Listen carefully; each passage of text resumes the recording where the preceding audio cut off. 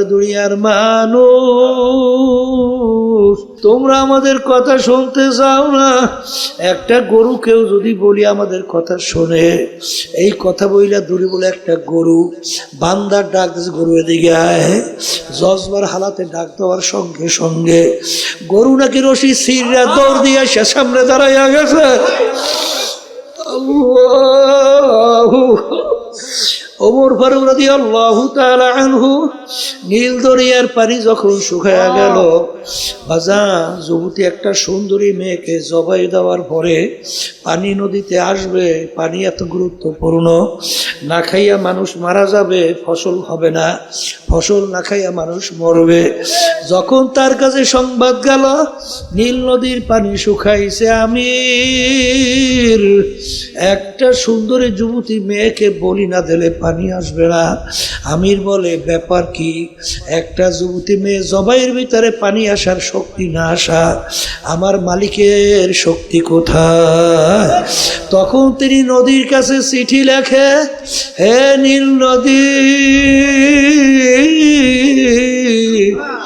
তুমি আল্লাহর হুকুমে জারি যদি হও হইয়া যাও, যদি আল্লাহর হুকুমে জারি না হও তোমার পানি আমাদের লাগবে না, ডাইরেক্ট 100 যাও, এই চিঠি নিয়ে নীল নদীতে ফালাও। ফালার সঙ্গে সঙ্গে নদী তার কথা শুই না, সঙ্গে সঙ্গে নদীর ভিতরে পানিতে ভরপুর। ওই যে নীল নদী পানিতে ভরছে, আজ পর্যন্ত আর পানি শুকায় না। নদীতে কথা শোনে শোনে। দুনিয়ার ভিতরে বাংলাদেশেও দেখবেন গরিব আল্লাহওয়ালা, তিনি জিনিসের শান্তির শেষ না। কথা ঠিক কিনা? ঘুমের শান্তি তো বুঝছে, ও রাস্তা ওখার ওই ক্ষেতের আইলো আইছেন, ওই যে জমির সীমে না আর গাছের গোড়া হোক, কোন কায়দায় একটা ইটপিট পাইছে, মাথাটা ঠেকাইছে, 10-15 মিনিট পর মনে হয় আরে এই জগতে নাই, ওরে নাকের টান, মনে হয় যে সুখের ঘুম ঘুমায়। এই কথা ঠিক না? ঠিক। তাহলে ঘুমের শান্তি আল্লাহ দিনদার দুনিয়াদার গরিবের মধ্যে দান করছে। স্ত্রী স্বামীর শান্তি যদি দিনদার স্ত্রী হয় আর দিনদার স্বামী হয়, আমাদের বহুত হাজার হাজার লক্ষ লক্ষ জানা আছে, শেষ নাই, শেষ নাই। যখন সারাদিন কাজ করার পরে ঘরে আসে, ঘাম পড়তেছে, স্ত্রী দৌড়িয়ে এসে পাখা নিয়ে একটা টান দেয় বাতাস, সারাদিনের কষ্ট মুহূর্তের ভিতরে শেষ। আর সারাদিন হাজার হাজার কোটি কামাই করে ঘরে যাওয়ার পরে মুখের ব্যাটকি কি সব টাকা পয়সার মজা সব শেষ। কি শান্তি পাইছে? নাই, পাইবে কোথায়? কথা ঠিক না? ঠিক। খাওয়ার শান্তি আমরা তো দেখছি, এই গ্রামে যে হাল চাষ করে না, খেত খামারি কাম করে, আগে তো পান্থা পাচ্ছেন তো, ওই যে পানির ভিতরে ভাত দিয়ে থই, মানে ভাতের মধ্যে পানি দেয়, এই এটা বলে শরীরের জন্য এখন বর্তমানে শুনছি ভালো, ডাক্তাররা কয় পান্থা ভাত খাওয়া বলে ভালো, মাঝে মাঝে পান্থা ভাত খাওয়া বলে কি ভালো। ওই পান্থা ভাত আর ওই ডাইল কোন সময় ডাইলে পচছে, বুঝছে? আর আগে তো ওই যে মরিচ টালতো, এখন মরিচ পোড়া, আমরা কই মরিচ পোড়া, আর ওই পাতলা লাইলে বাসি মাসি যাও, আর পান্থা ভাত ডিশের ভিতরে ওই হাত দিয়ে একটা লাড়া দেয়, দইও নাই ঠিক মতো, হাত একটা ওই কাপড়ের মধ্যে একটা ঘষা দেছে, দোয়া শেষ, এইবার ডিশের মধ্যে লাড়া দিয়া মুখের মধ্যে দেয়, মনে হয় যেন এসে শান্তি, খাইয়ে দুইটা টেক দিয়ে আলহামদুলিল্লাহ,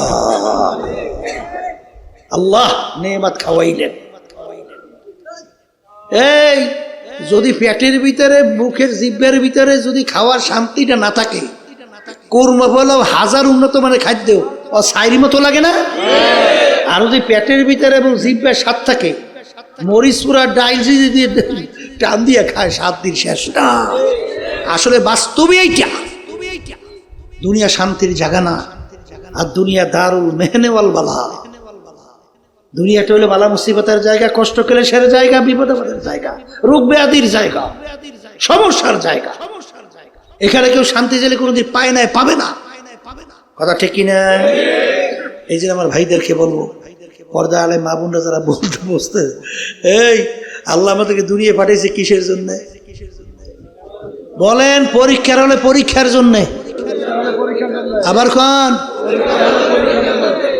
এখন পরীক্ষার হলে পরীক্ষা দেওয়ার জন্য আল্লাহ পাঠাইছেন। কি পরীক্ষা করবে তা তো বুঝছেন? ঈমান না কামল। কথা কন, ঈমান না কামল।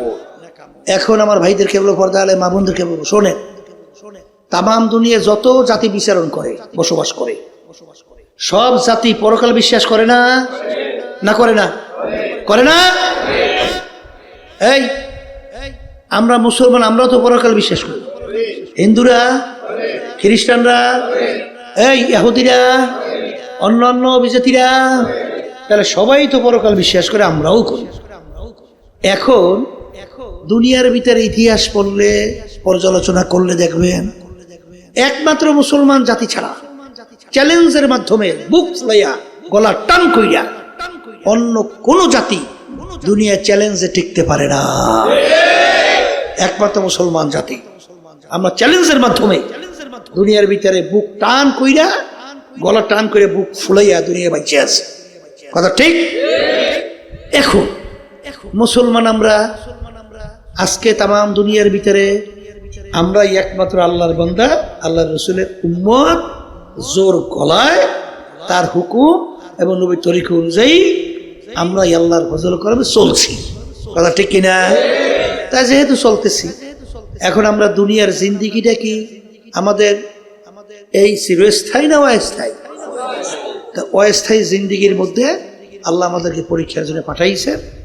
দুইটা জিনিস আমাদের যদি নিয়ে যাইতে পারি, তাহলে আল্লাহ রাব্বুল আলামিন ঘোষণা করছেন, তোমাদের জন্য এমন মেহমান খানা আমি বানায় রাখছি, যে মেহমান খানার ব্যাপারে আল্লাহ রাসূল সাল্লাল্লাহু আলাইহি সাল্লাম বলছেন যে এত সুন্দর, কেউ কোনোদিন এত সুন্দর জায়গা বা এত সাজে সজ্জিত কেউ দেখে নাই, আর কেউ কানেও শোনে নাই, কেউ মনে মনে পরিকল্পনাও করতে পারে নাই তার চেয়েও সুন্দর।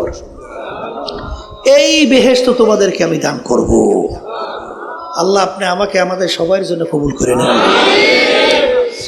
আর যারা নাকি এই পরীক্ষার হলে সুযোগ পাইয়া আল্লাহর হুকুম নবীর তরিকা অনুযায়ী চলবেন না, অর্থাৎ ঈমান গড়বড়ে করবেন আর নেক আমল করবেন না, আল্লাহ রাব্বুল আলামিন তাদের ব্যাপারে বলছেন, ওদের জন্য আমি এমন শাস্তির জায়গা বানাইছি, যে শাস্তির জায়গার নাম হলো জাহান্নাম। সবাই বলে নাউজুবিল্লাহ। আল্লাহ আমাকে আমাদের সবাইকে মাফ করিয়া দেয়া। জাহান্নাম কত ভয়াবহ হবে, আল্লাহ রাসূল সাল্লাল্লাহু আলাইহি ওয়াসাল্লাম বলেন যে এত ভয়াবহ, যে এত কঠিন আযাব, এত কঠিন শাস্তির জায়গা কেউ কোনোদিন দেখে নাই, কানেও শোনে নাই, কল্পনাও আসে নাই, তার চেয়েও কঠিন। এই জায়গার ভিতরে আল্লাহ রাব্বুল আলামিন তাদেরকে ফালাইয়া শাস্তির ব্যবস্থা করবে। এখন আমার বাজানদেরকে বলবো, পর্দা আলে মা বোনদেরকে বলবো, শোনেন, এক শ্রেণী আমার বাজানদের চিন্তা, তারা দুনিয়া এবং নফস আম্মারা শয়তানকেও খুশি করবে এবং আল্লাহ এবং আল্লাহ রসুলের হুকুম অনুযায়ীও নিজের জীবনকে চালাইবে, এক কথায় দুই নৌকায় পায়ে রাখবে। আছে না নাই? আছে না নাই? বলে হুজুর কেমন? কেমনে কইলেন? ঘুষ খাওয়া এটা কি আল্লাহর হুকুম না আল্লাহর হুকুমের বিরুদ্ধে? সুদ খাওয়া আল্লাহর হুকুমের পক্ষে না বিপক্ষে? বেপরদা হওয়া আল্লাহর হুকুমের পক্ষে না বিপক্ষে? ধনী এসে যাকাত হজ আদায় না করা আল্লাহর হুকুমের পক্ষে না বিপক্ষে? সুন্নাত তরিকে না চলা এটা আল্লাহর হুকুমের পক্ষে না বিপক্ষে? এই এরপরে যদি বিপক্ষ হয়, এক শ্রেণী আমার বাজানরা 5 ওয়াক্ত নামাজ পড়ে মসজিদে যায়, এটা কি আল্লাহর হুকুমের পক্ষে না বিপক্ষে? কথা কয় না? রমজানের রোজা রাখে আল্লাহর হুকুমের পক্ষে না বিপক্ষে? আচ্ছা, এরপরে যাকাত দেয়, হজ করে, অন্য অন্য এগুলো করে কি করে না? কার পক্ষে? আচ্ছা এখন বলেন তো, একটা সে করলো আল্লাহর বিপক্ষে, আর একটা করলো আল্লাহর পক্ষে। এখন ব্যাপারটা কেমন? আল্লাহ রাসূল সাল্লাল্লাহু আলাইহি ওয়াসাল্লাম বলতেছেন, যারা এইভাবে চলবে, যারা এইভাবে চলবে, অর্থাৎ দুনিয়াকেও তারা খুশি রাখবে, নফস আম্মারাকেও খুশি রাখবে, এক কথায় দুনিয়াদার দলের নেতা নেত্রীদেরকেও খুশি রাখবে এবং আল্লাহ এবং আল্লাহ রসুলকে খুশি রাখতে চাবে। দুইটা একাত্রে কোনোদিন হবে না, দুইটা একাত্রে কোনোদিন হবে না। আমি বলি নাই, আল্লাহ রসুল সাল্লাল্লাহু আলাইহি ওয়াসাল্লাম বলছেন দুনিয়া এবং আখিরাতের সম্পর্ক কাজুরাতাইন, দুই সতীনের মতো। স্বাভাবিক আপনি দেখবেন এক স্বামীর যদি দুই স্ত্রী থাকে, একসঙ্গে দুই স্ত্রীকে একত্রে যেরকম খুশি রাখা যায় না, একজনকে যদি আপনি খুশি করেন অন্যজন কষ্ট বা বেজার হবেই হবে। না বাস্তব? না বাস্তব? বাস্তব না বাস্তব? আল্লাহ রাসূল সাল্লাল্লাহু আলাইহি ওয়াসাল্লাম বলেন যেরকম দুনিয়া এবং আখিরাতকে একত্রে খুশি রাখা যায় না। তুমি দুনিয়াকেও খুশি রাখবা, আখিরাতকেও খুশি রাখবা, এটা কোনোদিন হয় না। তুমি যদি আখিরাতকে খুশি করো দুনিয়া বেজার হবেই হবে। আসতে কয়। আবার তুমি দুনিয়াকে যদি খুশি রাখো আখিরাত বেজার হবেই হবে। কি বাস্তব না বাস্তব? বাস্তব না বাস্তব? এই বাজানদেরকে বলবো, এক শ্রেণী আমার বাজানরা আছে, এই বিবাহ করছে স্ত্রী বা স্বামী, স্বামী দুনিয়াদার, স্ত্রী আল্লাহওয়ালা। কথা ঠিক কিনা? এরপরে হয়তোবা স্বামী আল্লাহওয়ালা, স্ত্রী বাজে দুনিয়াদার, ঠিক কিনা? এখন স্ত্রী বলে আমার ঘরের ভিতরে টেলিভিশন আনা লাগবে, আর স্বামী বলে না এই ঘরের ভিতরে টেলিভিশন আনলে সবসময় গুনার ভিতরে লিপ্ত থাকা লাগবে। কি বেকায়দা বাজছে কি বাজে না? এখন তুমি স্ত্রীর কথা মানতে যাইয়া তুমি যদি আল্লাহর হুকুমের বিরুদ্ধাচারণের ভিতরে লিপ্ত হও, ওদিকে আল্লাহ এবং আল্লাহর রাসূল বেজার। এরপরে তুমি যখন মসজিদের ভিতরে সেজদায় পড়ে আল্লাহকে খুশি করতে যাও, তখন দেখবা দুনিয়াদাররা তোমার উপরে বেজার। কি বেজার কি বেজার না? এই জন্য দোনোটা একত্রে কি রাখা যায় না। আসতে কন। কিন্তু ভালো করে মনে রাখো, যদি আল্লাহ এবং আল্লাহর রাসূলকে খুশি করার জন্য তুমি যদি নফস আম্মারার সঙ্গে জিহাদ করতে পারো, আল্লাহর হুকুমের বিরুদ্ধাচরণ না করো, তুমি যদি আল্লাহ এবং আল্লাহর রাসূলকে খুশি করার জন্য তুমি রাস্তার ভিতরে নাইবা চলতে থাকো, বাজান তুমি দেখো দুনিয়া তোমার পায়ের উপরে এসে পড়বে। কি এসে পায়ের উপরে পড়বে?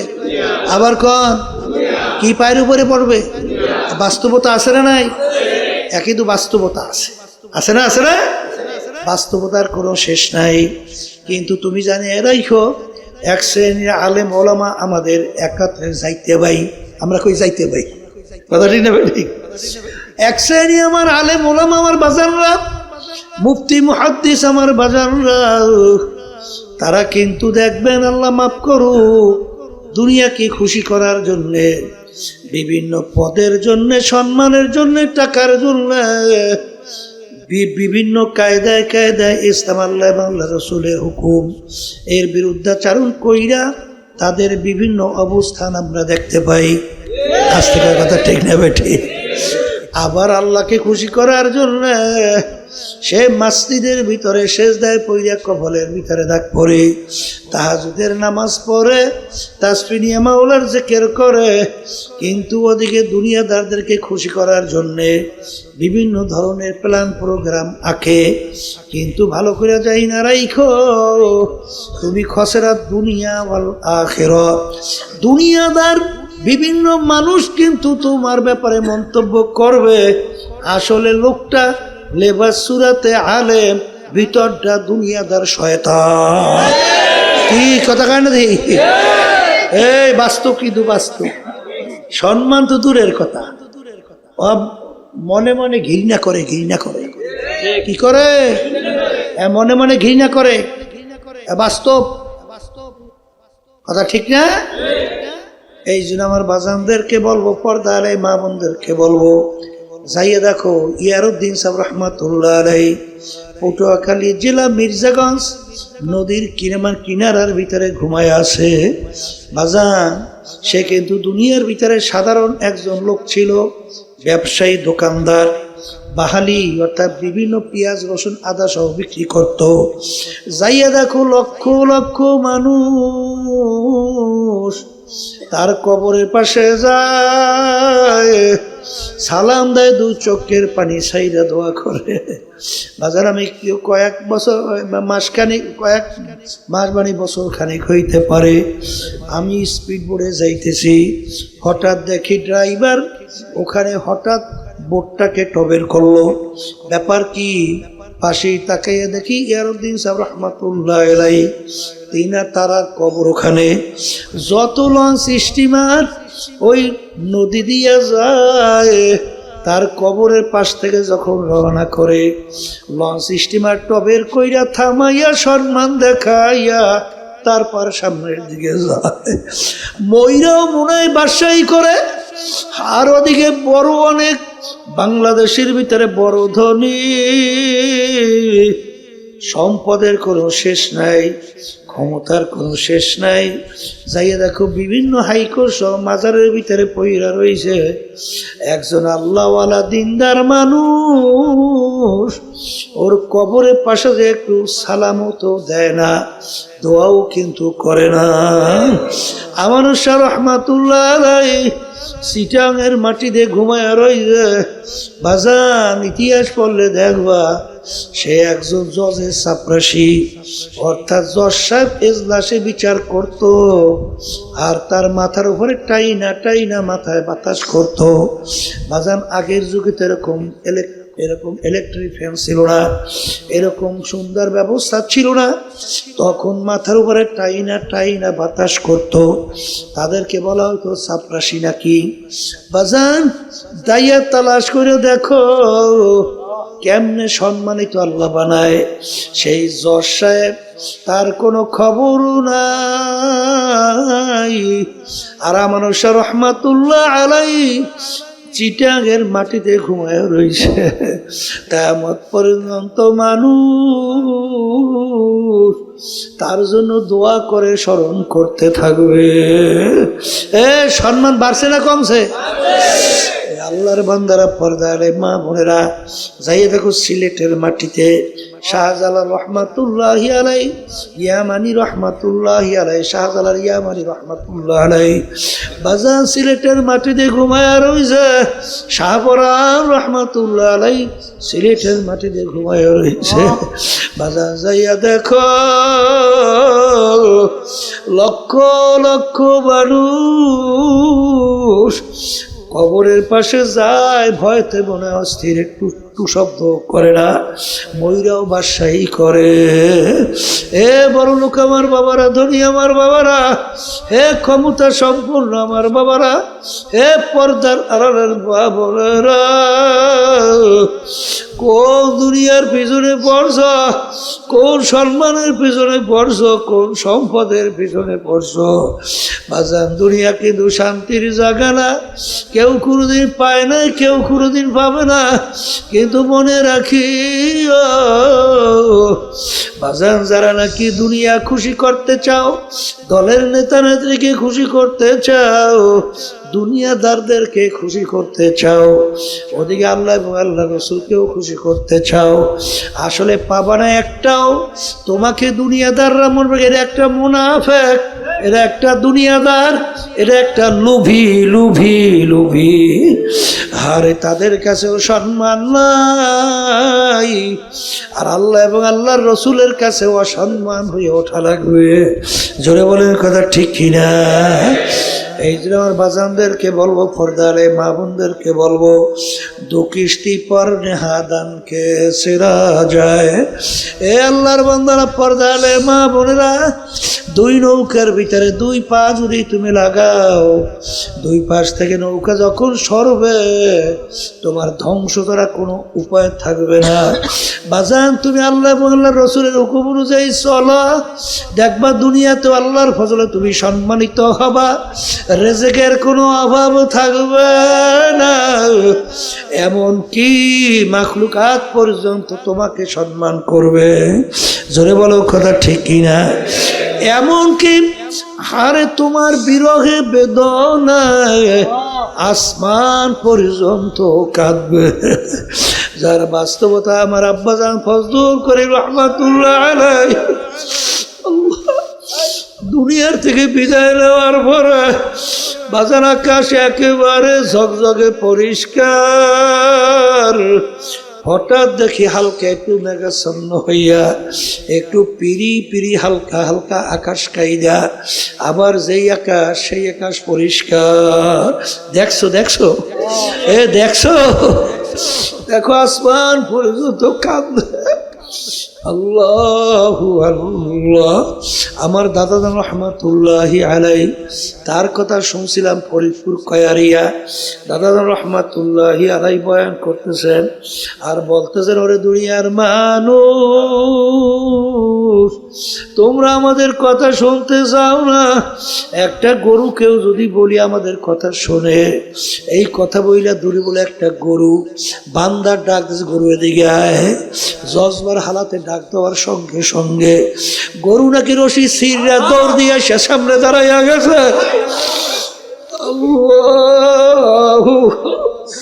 ওমর ফারুক রাদিয়াল্লাহু তাআলা আনহু নীল দরিয়ার পানি যখন শুকায়া গেল, বাজান যুবতী একটা সুন্দরী মেয়েকে জবাই দেওয়ার পরে পানি নদীতে আসবে, পানি এত গুরুত্বপূর্ণ, না খাইয়া মানুষ মারা যাবে, ফসল হবে না, ফসল না খাইয়া মানুষ মরবে। যখন তার কাছে সংবাদ গেল নীল নদীর পানি শুকাইছে, আমির একটা সুন্দরী যুবতী মেয়েকে বলি না দিলে পানি আসবে না।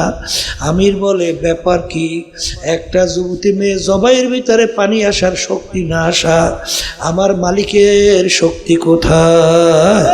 তখন তিনি নদীর কাছে চিঠি লেখে, হে নীল নদী,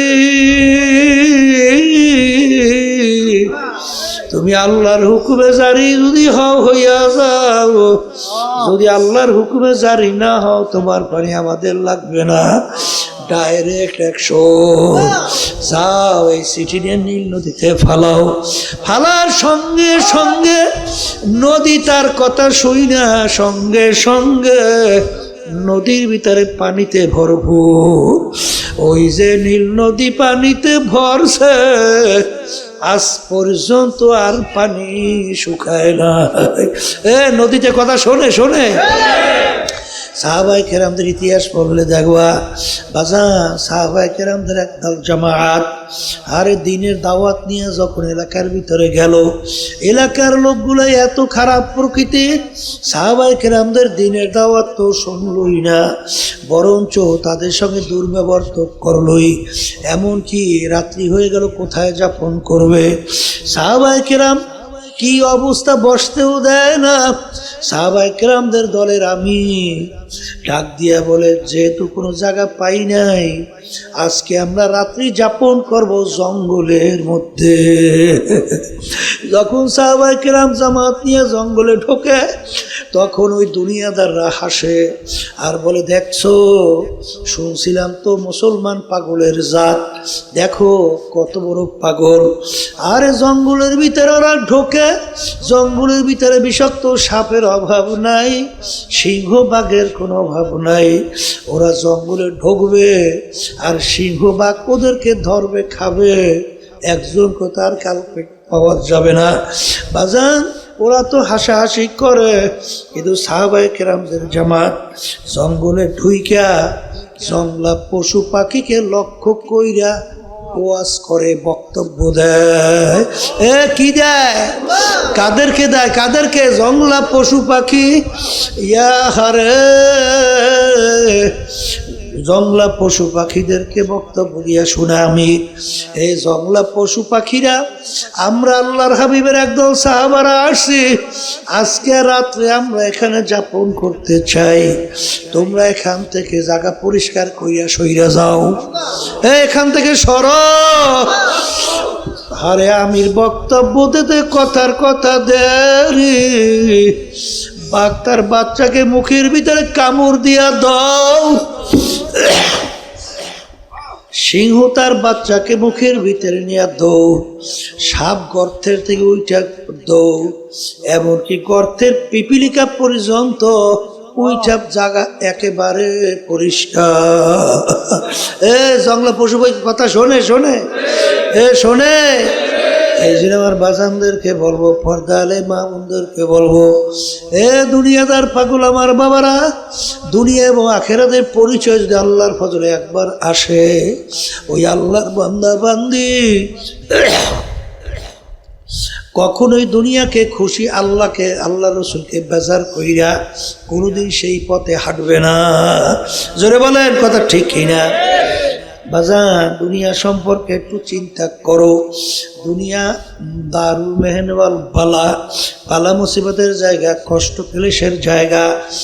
বড় লোক আমার বাবারা, ধনী আমার বাবারা, হে পর্দার আড়ালের মা বোনেরা, একটু মাঝে মাঝে নিরিবিলি একটু মোরাকাবা চিন্তা করো, আয়নার দিকে মাঝে মাঝে তাকা।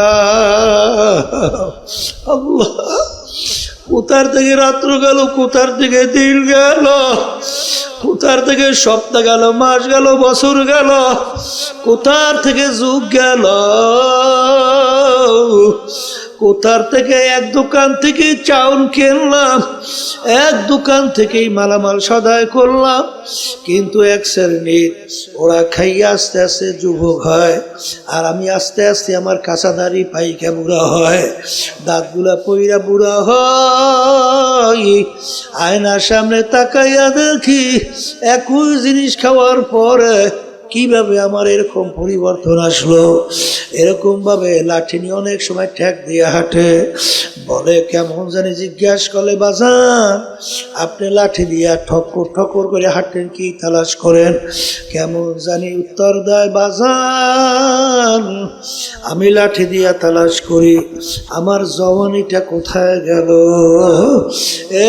কবরের যাত্রীরা, আর কোনদিন দাড়ি কাঁচা হবে না, আর কোনদিন দাঁত আসবে না, আর কোনদিন সেই যুবকের শক্তি আসবে না। কোথার থেকে দিন রাত্রি গেল।